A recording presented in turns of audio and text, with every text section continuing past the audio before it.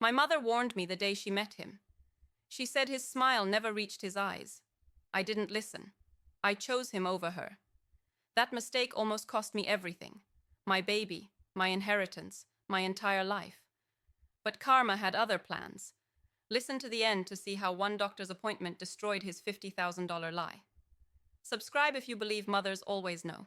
What would you do if you discovered the man sleeping next to you every night had spent $50,000 plotting to destroy your life? I'm about to tell you exactly what I did, and trust me, the ending will leave you speechless. My name is Daphne Wilson, and this is the story of how my perfect marriage turned into the most elaborate con I never saw coming. But here's the thing about trying to destroy a Wilson woman. We don't just survive, we make sure you regret ever trying. Picture this. I'm sitting in a doctor's office, 4 months pregnant, waiting for a routine ultrasound. My usual doctor was on vacation, so I was seeing Dr. Claire Brennan instead. Everything seemed normal until she opened my file, saw my husband's name, and her hands started trembling. She turned off the ultrasound monitor completely and said words that shattered my world. "I know what your husband did, and I have proof." Let me back up, because you need to understand how I ended up in that moment, learning that my entire life was built on lies. I'm 32, work as a marketing director in Connecticut, and I inherited my grandmother's estate when she passed 5 years ago. $2.3 million in a trust fund, plus the historic Wilson family home where 5 generations of women had lived and raised their children. I never flaunted it, still drove my 10-year-old Subaru, bought coffee at the same place every morning. The inheritance was security, not identity. But apparently, it made me a target. I met Grant Mercer 4 years ago at my family's annual charity gala. I was trying to escape a conversation with yet another man who'd asked about my financial situation within 3 minutes of meeting me when Grant appeared. Tall, dark hair, easy smile. He asked what I was drinking, made jokes about the terrible jazz band, and didn't mention money once. He claimed to be just a financial advisor who'd gotten a last-minute invitation from a colleague. Said he had no idea who the Wilson family was. Looking back, that should have been red flag number 1. A financial advisor who doesn't research the host family of a major charity event? That's like a chef showing up to a cooking competition saying they had no idea they'd be making food. But I was tired of obvious gold diggers, and here was this charming man asking about my favorite books instead of my bank account. My mother, Vivian, saw through him immediately. After their first meeting, she pulled me aside and said, "That man's smile doesn't reach his eyes. Something's wrong with him, Daphne. I can feel it." I told her she was being paranoid, overprotective, jealous even. We fought about Grant constantly until we basically stopped talking. 2 years of near silence between me and the woman who raised me, all because I chose to believe my husband over my own mother. Spoiler alert, Mom was right, and she's been patiently waiting to say, "I told you so." At this point, she's absolutely earned it. Grant and I got married after a year of dating. Beautiful ceremony at my grandmother's estate. He cried during his vows, tears streaming down his face as he promised to love and protect me forever. Looking back, those were probably the most honest tears he ever shed, not from joy but from relief. His long game was finally paying off. After 2 years of trying for a baby naturally, we saw a fertility specialist. The diagnosis hit like a truck. Grant had severe male factor infertility. His sperm count was almost non-existent, and what little he had barely moved, natural conception was essentially impossible. Grant seemed devastated. He cried in the car for 20 minutes, apologized over and over like it was his personal failure. I comforted him, told him we'd figure it out together. What I didn't know was that Grant wasn't crying from grief. He was crying because his plan had just gotten significantly more complicated. All that emotion was him recalculating, not mourning. We decided on IVF with a specialized procedure where doctors inject a single sperm directly into an egg. Grant insisted on researching clinics himself, found one he said was perfect, handled all the paperwork. At the time, I thought he was being supportive because I was emotionally drained. I had no idea he was setting up the most elaborate trap I'd ever seen. The first cycle failed, devastating. I couldn't get out of bed for 3 days. Grant held me, whispered encouragement, promised we'd try again. The second cycle, 7 months ago, worked. Positive pregnancy test. 2 pink lines that changed everything. I cried happy tears while Grant held me close, already talking about nursery colors and baby names. Then casually, he mentioned I should update my will now that we were becoming a family. I thought it was sweet, practical, the kind of thing a good husband thinks about. I had no idea he was already counting my grandmother's money as his own. Everything seemed perfect until 4 months into my pregnancy when something shifted. Small things at first. Grant started keeping his phone face down. New passwords I didn't know. He'd step outside to take calls, claiming they were work-related. Restructuring client portfolios at 11 p.m. on a Saturday? Unless Grant had secret clients in Tokyo, something else was going on. The late nights at the office multiplied. 3, sometimes 4 times a week. He wouldn't come home until midnight. I found receipts for expensive dinners for 2 at restaurants I'd never been to, hotel rooms 40 minutes from our house. When I asked, Grant had smooth, practiced answers that came just a little too quickly. And when I pushed harder, his tone changed. "Daphne, you're being paranoid. It's the hormones. Don't turn into one of those wives." He made me apologize for questioning him. That's how good he was at manipulation. The financial pressure intensified around the same time. Grant's requests about money became more frequent, more urgent. "We should add me to your trust. What if something happens during delivery? I need access to funds for the baby. Your grandmother's house is too big anyway. We should sell it and invest the money properly." When I said no, Grant's warmth evaporated completely. He became cold, distant, started sleeping on the far edge of the bed. The arguments became more frequent, followed by days of silent treatment that lasted exactly until he got hungry. Funny how principles have time limits. One night, I woke up at 2 a.m., and Grant wasn't in bed. I found him in the kitchen, hunched over his phone, speaking in hushed tones. "It's almost time. By spring, everything will be settled." When he saw me, he hung up immediately. "Work emergency," he said. "Go back to sleep, honey." My best friend Tara came over for lunch the following week. She watched me make excuse after excuse for Grant and finally put down her fork. "When's the last time Grant was actually happy to see you? Not performing happy for other people, but genuinely happy when you walk through the door?" I couldn't answer. "Trust your gut," she said. "Something is wrong here." That brings us back to that ultrasound appointment. Claire Brennan's younger sister Molly worked as a nurse at our fertility clinic, the same clinic Grant had so carefully chosen. Claire explained everything with steady voice, even though her hands were shaking.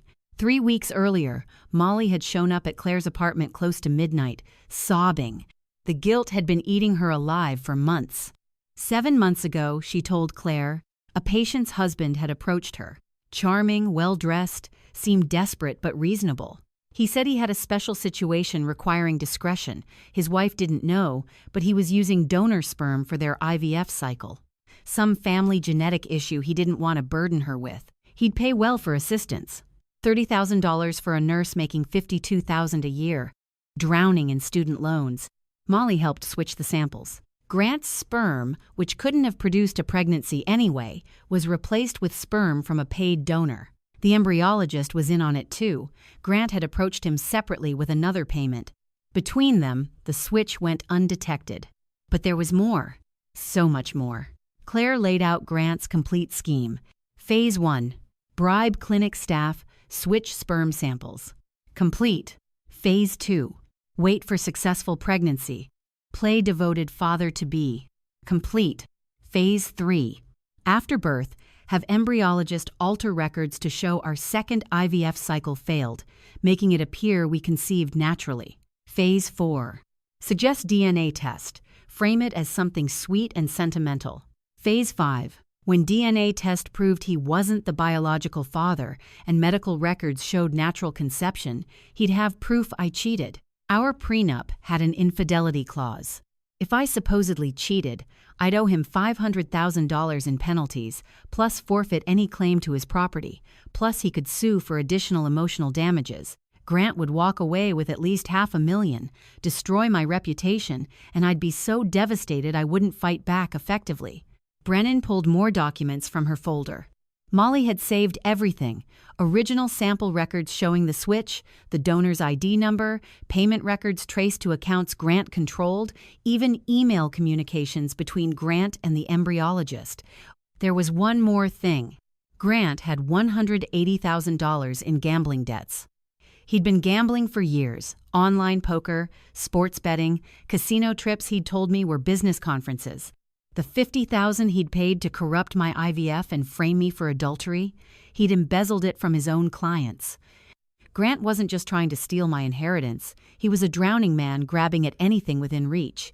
I was supposed to be his life raft, and he was willing to destroy me completely to get it.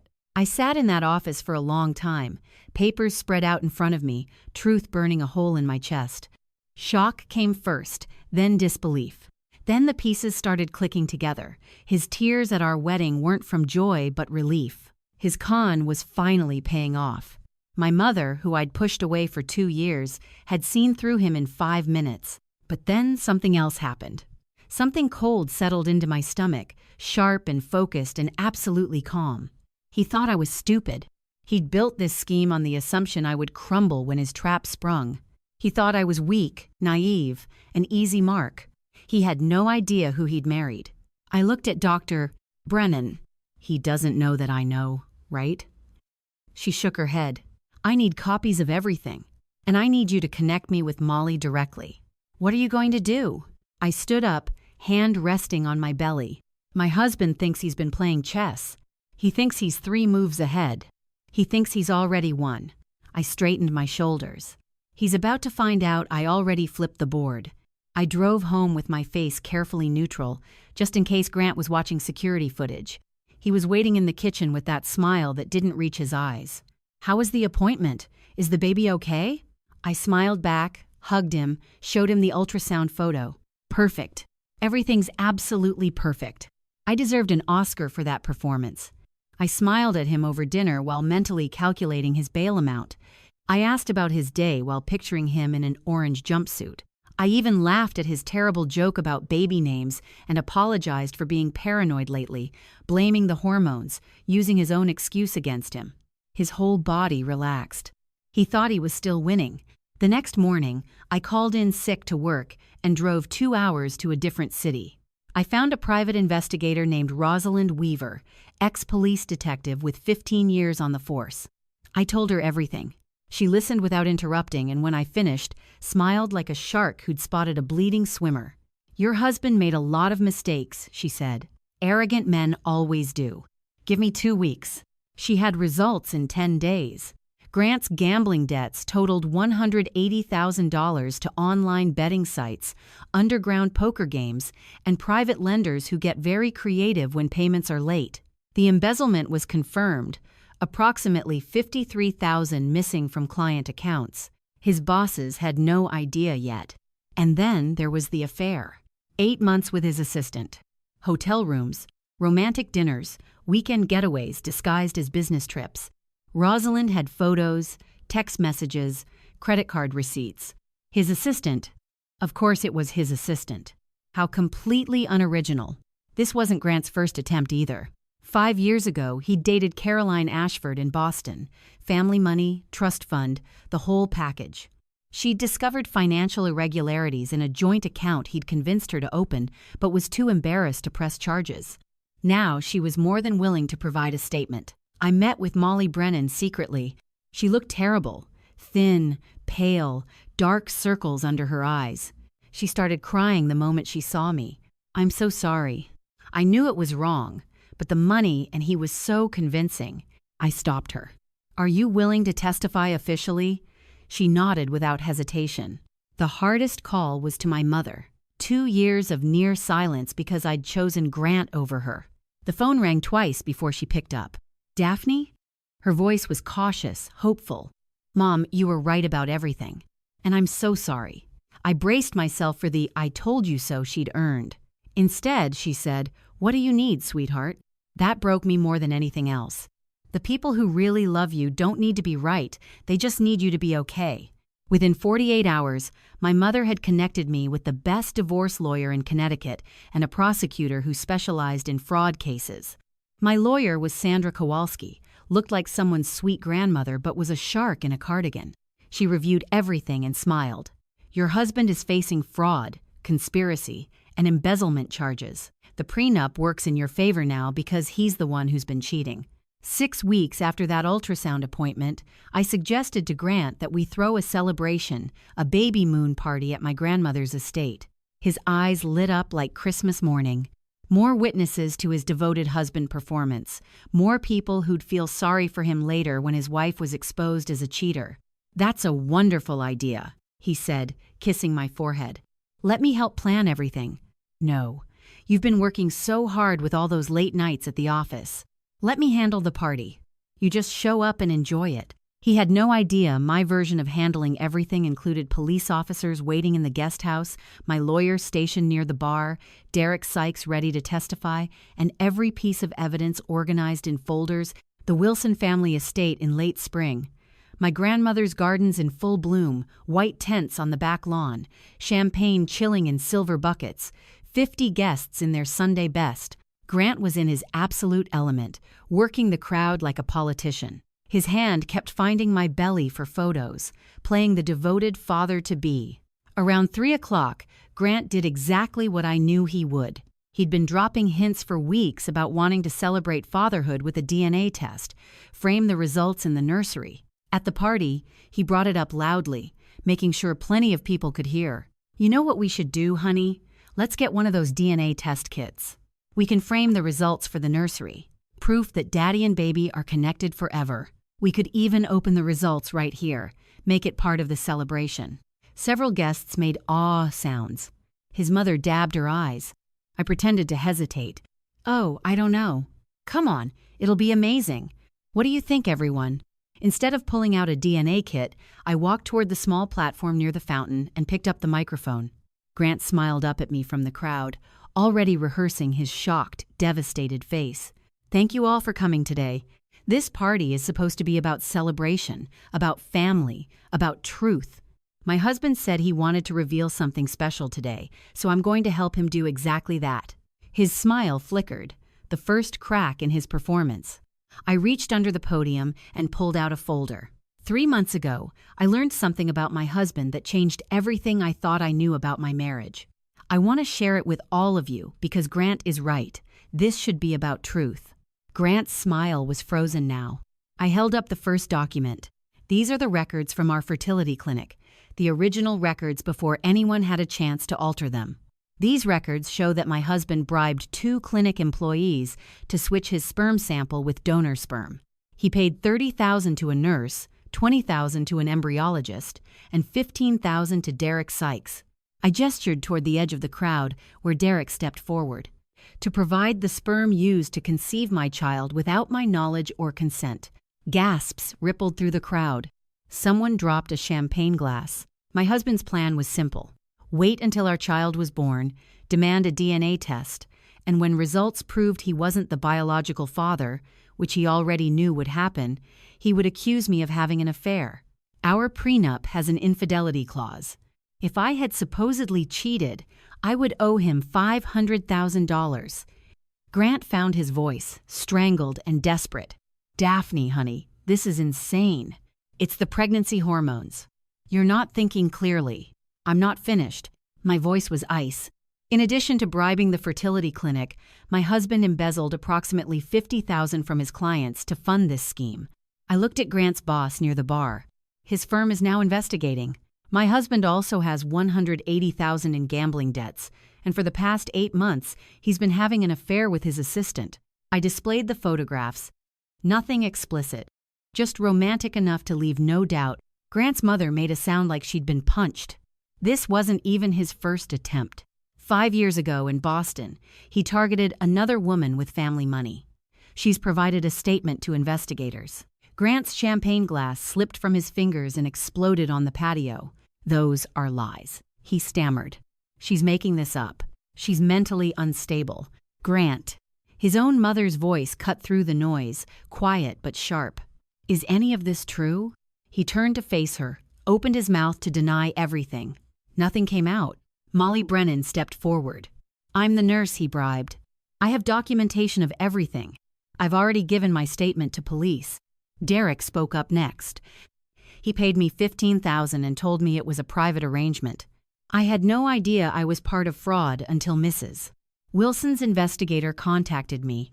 Then 2 police officers stepped out from the guest house, walking calmly across the lawn. Grant Mercer, you're under arrest for fraud, conspiracy, and embezzlement. You have the right to remain silent. They handcuffed him right there in front of everyone. His mother was sobbing.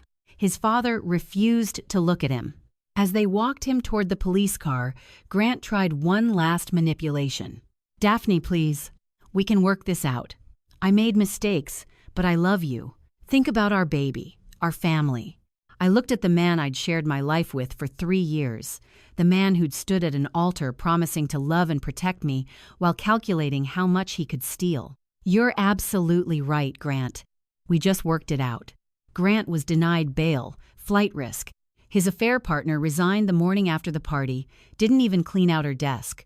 The woman from Boston came forward publicly. Grant's firm filed their own criminal charges for the missing funds. The divorce was finalized in record time. The prenup's infidelity clause worked in my favor now. He was the one who'd been unfaithful. Not that he had anything to give anyway. Every asset he claimed was either borrowed, stolen, or imaginary. The criminal case moved quickly. Molly testified. The embryologist cooperated. Derek provided his statement. The paper trail Grant thought he'd hidden wasn't hidden at all. Fraud, conspiracy, embezzlement, each charge stuck. His parents stopped coming to court after the first week. Grant Mercer would spend the next several years in prison. When he got out, he'd have nothing. No money, no career, no family, no future targets who wouldn't find his criminal record with a simple search. The trap he'd built so carefully had snapped shut on his own neck. My baby was born 4 months after the party, healthy, perfect, absolutely innocent. Some people asked if I'd contact Derek, include him somehow. But Derek was a 28-year-old grad student who'd made a dumb decision for money he needed. He wasn't ready to be a father, didn't want to be, and I didn't need him to be. My child would have me, would have my mother finally back in my life, would have the entire Wilson family legacy my grandmother built over decades. I learned that family isn't about DNA or blood tests or genetic matches. Family is about who shows up, who stays, who chooses you every single day. My mother chose me when I didn't deserve it. I chose my baby when circumstances were complicated. That's what family actually means. My mother and I have lunch every week now, making up for 2 lost years. She never said I told you so. When I asked why, she smiled. Because watching you take down that man was more satisfying than any 4 words could ever be. 3 weeks after the party, I sat in my grandmother's kitchen, my kitchen now, in the house Grant had coveted so desperately. Sunlight poured through windows that had watched 4 generations of Wilson women live their lives. I made myself chamomile tea, my grandmother's recipe, her favorite brand. Outside, the gardens were in full bloom, roses my grandmother planted as a young bride, hydrangeas added when my mother was born, the lavender border I'd helped plant when I was 10. I put my hand on my belly, felt the baby move. Grant had tried to take everything from me, my money, my reputation, my future, my peace. All he actually did was show me exactly how strong I'd always been. My grandmother used to say, "Wilson women don't break. We bend, we adapt, we survive. And when someone tries to burn us down, we rise from the ashes and build something better." Grant thought he'd married an easy target. He married a Wilson. And now he had plenty of time in a prison cell to think about that mistake. Some people spend their whole lives waiting for karma to arrive. I was lucky. I got to deliver mine in person, with documentation in front of 50 witnesses. And let me tell you, revenge served at the perfect temperature with all the proper evidence. It tastes absolutely delicious.